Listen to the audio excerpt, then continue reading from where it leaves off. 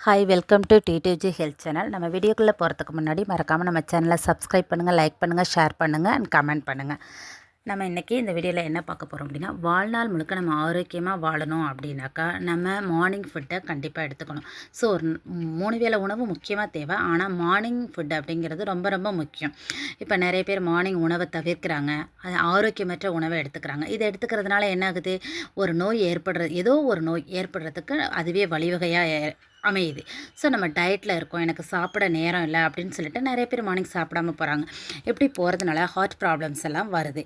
So இந்த பிரச்சனையெல்லாம் தீர்க்கறதுக்கு நம்ம காலையில் எடுத்துக்கக்கூடிய உணவை ஆரோக்கியமான உணவாக எடுத்துக்கணும். நம்ம அன்றாட வாழ்வில் இளம் வயதிலேயே நிறைய டெத்து, நிறைய டிசீஸ், உடல் ரீதியான பிரச்சனைகள் இருக்கக்கூடிய நபர்களை பார்க்குறோம். இதனாலேயே நம்ம ஆரோக்கியமாக நீண்ட நாள் வாழணும் அப்படிங்கிற எண்ணம் நம்ம ஒவ்வொருத்தருக்குமே ஏற்படுது. இப்போ ஆரோக்கியமான உணவு அப்படிங்கிறது அவங்களோட வாழ்க்கை முறையாக இருந்தது ஆரம்ப காலத்தில். ஆனால் இப்போ ஃபாஸ்ட் ஃபுட் அது இதுன்னு சாப்பிட்டுட்டு போயிடும். ஆனால் ஆரோக்கியமான உணவை நம்ம சாப்பிட்டுட்டு வந்தோம்னா நம்ம நீண்ட ஆயுளை பெற முடியும். ஸோ நம்ம நீண்ட ஆயுளை பெற்று வாழணும் அப்படின்னா நம்ம உணவில் இருந்து தான் அதை ஸ்டார்ட் பண்ணணும். அதுவும் முக்கியமாக காலை உணவில் இருந்து தான் நம்ம ஸ்டார்ட் பண்ணணும். ஏன்னா காலை உணவில் தான் நமக்கு தேவையான ஃபுல் எனர்ஜியும் கிடைக்குது அப்படின்னு நியூட்ரிஷன் சொல்லியிருக்கிறாங்க.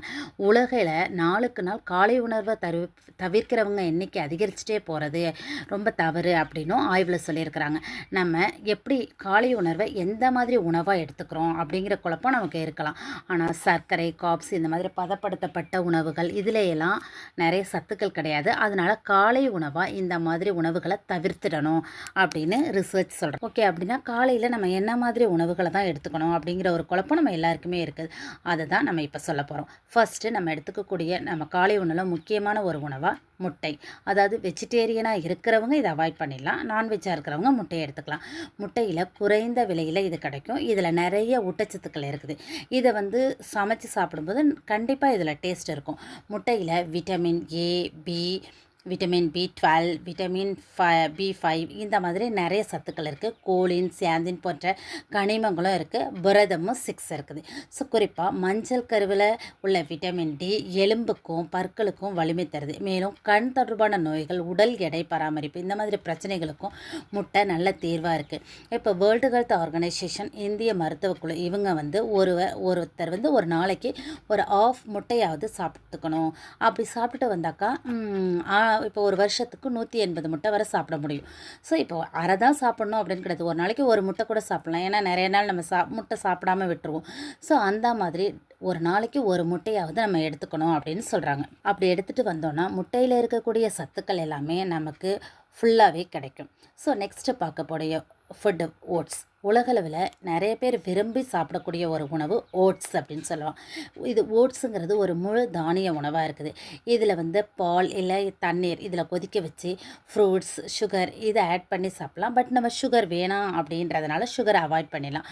ஓட்ஸில் magnesium, iron, மேக்னீஸ், zinc, phosphorus, magnesium இந்த மாதிரி நிறைய ஊட்டச்சத்துக்கள் இருக்குது. இதில் பீட்டா குளுக்கான் அப்படின்னு சீக்கிரமாக கரையக்கூடிய நார்ச்சத்து இருக்குது. நம்ம ஓட்ஸ் சாப்பிட்றதுனால நம்ம அந்த டே ஃபுல்லாகவே புத்துணர்ச்சியோடு செயல்பட வைக்கிது. ஸோ அதனால் நம்ம மார்னிங் ஃபுட்டில் ஓட்ஸ் இருக்கிற மாதிரி பார்த்துக்கணும். அப்படி பார்த்துட்டோம் அப்படின்னா அந்த டேவே நல்ல ஒரு மாதிரி ஃப்ரெஷ்னஸாக இருக்கும். நெக்ஸ்ட்டு காய்கறி சாலட்.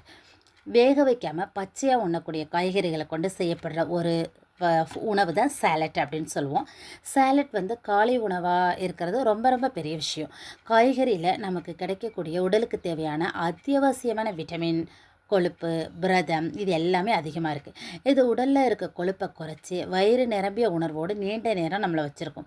உடல் எடையை குறைக்கணும் அப்படின்னு நினைக்கிறவங்க இந்த காய்கறி சாலட்டை டெய்லி எடுத்துகிட்டு வந்தீங்க அப்படின்னாக்கா கண்டிப்பாக உடல் எடை குறையும். நம்ம காய்கறி சாலட் எப்படி செய்கிறது, எப்படி ப்ரிப்பேர் பண்ணுறதுன்னு நம்ம இன்னொரு வீடியோவில் பார்ப்போம். அதே மாதிரி நீங்கள் ப்ரிப்பேர் பண்ணி சாப்பிட்டீங்க அப்படின்னாக்கா கண்டிப்பாக பாடி வெயிட்டும் குறையும், நம்ம பாடியும் நல்லா ஹெல்த்தாக இருக்கும். நெக்ஸ்ட்டு கோதுமை பிரெட்.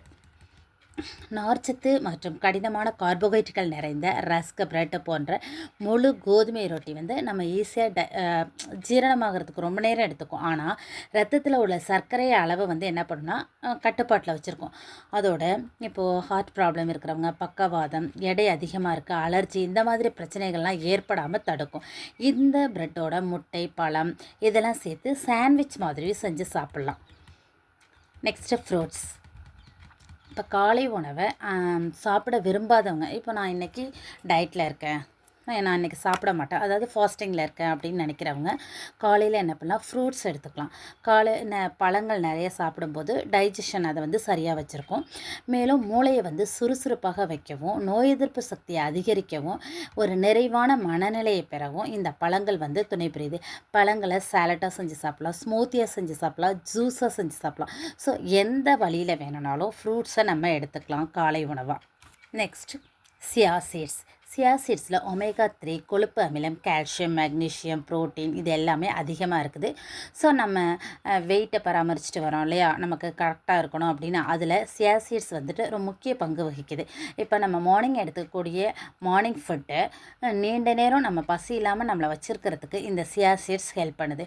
இந்த சியா சீட்ஸை எப்படி எடுத்துக்கணும் அப்படின்னா தயிர், பாலடை கட்டி இல்லைன்னா ப்ரோட்டீன் ஷேக் இந்த மாதிரி உயர் பிரத உணவுகளோட சியா சீட்ஸை எடுத்துகிட்டு வந்தோம் அப்படின்னா நம்மளோட ஹெல்த்துக்கு ரொம்ப நல்ல ஒரு உணவாக இருக்குது.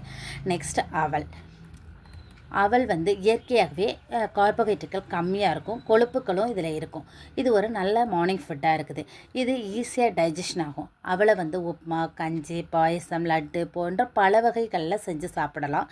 ஸோ இந்த உணவுகளோட நம்ம தென்னிந்திய பாரம்பரிய உணவுகளான இட்லி, தோசை, பொங்கல் இந்த உணவுகளையும் எடுத்துக்கலாம். ஸோ இதுலேயும் புரதம், நார்ச்சத்து, விட்டமின்ஸ் எல்லாமே இருக்குது. ஸோ இட்லி அப்படிங்கிறது மென்மையாக எளிதில் செரிமானம் ஆகக்கூடிய ஒரு உணவு அப்படின்னு நம்ம எல்லாருக்குமே தெரியும். ஏன்னா இந்த இட்லியோட சாம்பார் சட்னி சேர்த்து சாப்பிடுவோம். நெக்ஸ்ட்டு தோசையும் அதே மாதிரி தான். பொங்கல் இதில் பாசிப்பருப்பு ஆட் பண்ணும்போது அதில் இருக்கக்கூடிய அந்த சத்துக்கள் எல்லாமே கிடைக்குது. ஸோ இந்த மாதிரியான உணவுகளை நம்ம எடுத்துகிட்டு வந்தோம் அப்படின்னா மார்னிங் ஃபுட்டாக நமக்கு வந்து நல்ல ஒரு எனர்ஜி கிடைக்கும். அது முக்கியமாக மார்னிங் ஃபுட்டை அவாய்ட் பண்ணவே கூடாது.